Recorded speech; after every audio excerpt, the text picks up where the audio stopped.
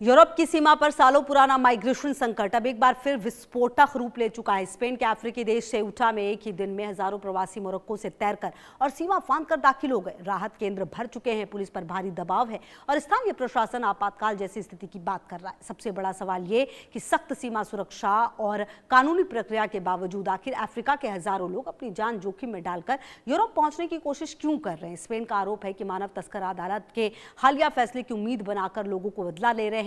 आखिर कैसे यूरोप का ये छोटा सा सीमावर्ती शहर स्पेन के लिए सबसे बड़ी चुनौती बन गया, एक रिपोर्ट। समंदर में तैरते लोग, हाथों में ट्यूब और आंखों में यूरोप पहुंचने का सपना। स्पेन के अफ्रीकी क्षेत्र सेउटा में गुरुवार को हजारों प्रवासी मोरक्को से तैरकर और सीमा बाढ़ फांदकर दाखिल हो गए। स्थानीय मीडिया के मुताबिक एक ही दिन में करीब 2 से 3 हजार लोगों ने सीमा पार की, जबकि पिछले एक सप्ताह में 1500 से ज्यादा लोग पहले ही सेउटा पहुंच चुके थे। अचानक उमड़ी इस भीड़ ने स्पेन की सीमा सुरक्षा और स्थानीय प्रशासन की तैयारियों की परीक्षा ली। कई जगहों पर पुलिस प्रवासियों की भारी भीड़ के सामने असहाय नजर आई। सेउटा और मेलिला अफ्रीका में स्थित स्पेन के 2 स्वायत्त क्षेत्र हैं। यही दोनों इलाके यूरोपीय संघ और अफ्रीका के बीच एकमात्र स्थलीय सीमा बनाते हैं। बेहतर जीवन और रोजगार की तलाश में अफ्रीका के कई देशों के लोग पहले मोरक्को पहुंचते हैं और फिर समुद्र या सीमा बाढ़ के रास्ते सेउटा में प्रवेश कर यूरोप तक पहुंचने की कोशिश करते हैं। कई वीडियोज में प्रवासी लॉन्ग लिव स्पेन के नारे लगाते हुए भी दिखाई दिए।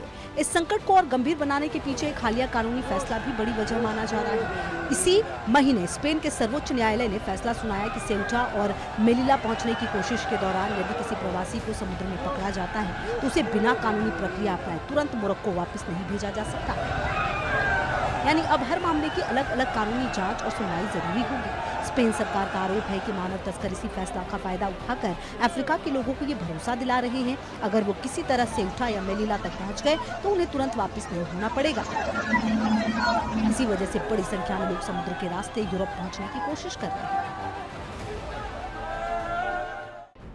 हालात इतने बिगड़ गए हैं, सेउटा प्रशासन ने मैड्रिड स्थित केंद्र सरकार से आपातकाल घोषित करने, अतिरिक्त सुरक्षा बल भेजने और सीमा की सुरक्षा के लिए सेना तैनात करने की मांग की। अधिकारियों का कहना है अगर प्रवासियों की ये लहर नहीं रुकी तो मानवीय संकट के साथ साथ सीमा सुरक्षा की चुनौती भी गंभीर हो सकती है। लेकिन सबसे बड़ा सवाल यही है, सख्त सीमा सुरक्षा और कानूनी प्रक्रिया के बावजूद आखिर अफ्रीका के हजारों लोग इस जोखिम को उठाने के लिए तैयार क्यों हैं? इसकी वजह है गरीबी, बेरोजगारी, हिंसा और राजनीतिक अस्थिरता। अफ्रीका के कई देशों के लोग यूरोप को बेहतर जिंदगी की आखिरी उम्मीद मानते हैं। यदि ऐसे में उन्हें भरोसा दिलाया जाए कि सीमा पार करने के बाद उन्हें तुरंत वापस नहीं भेजा जाएगा और शरण मांगने का कानूनी मौका मिलेगा तो वो अपनी जान जोखिम में डालकर भी समुद्र पार करने को तैयार हो जाते हैं और यही उम्मीद मानव तस्कर अपने फायदे के लिए बेच रहे हैं।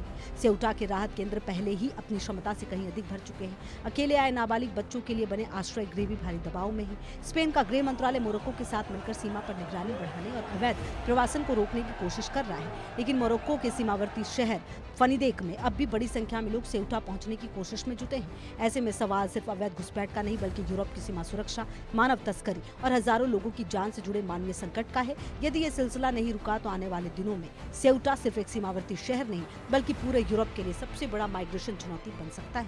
Bureau report, India news.